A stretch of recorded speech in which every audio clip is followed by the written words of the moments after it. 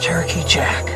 I want you to take all your frustrations with women, the system, with everything. Take it out on the puck.